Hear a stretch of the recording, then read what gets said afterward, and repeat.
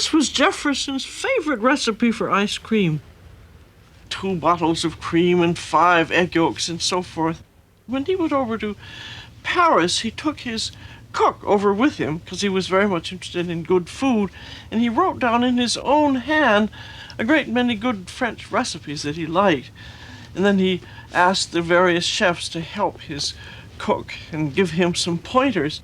From then on, he would never be without a French chef.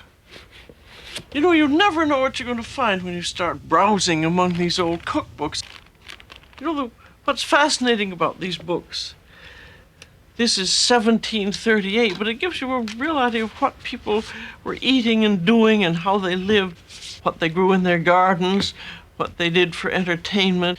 The view of history that we get through the kitchen window is a more gentle view, not of war and politics, but of family and community and sharing.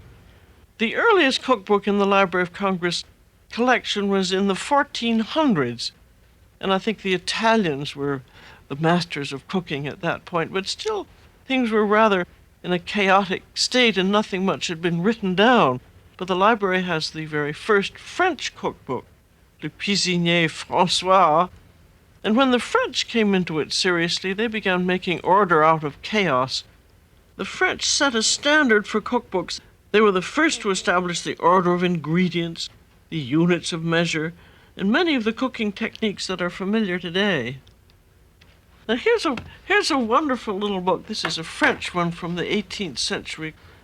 Le Festin Joyeux, or La Cuisine en Musique. As the author says, it is written so that Madame can teach her underlings how to remember the recipes of the household.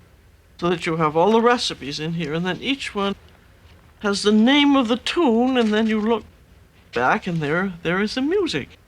And it really is a good way of remembering recipes. It's just as though you said, 4 quarts of cream, 3 fresh eggs, 2 cups of sugar, 1 vanilla bean, and a partridge in a pear tree. Now maybe that's a good idea. Perhaps I should have a singing cookbook for my next one.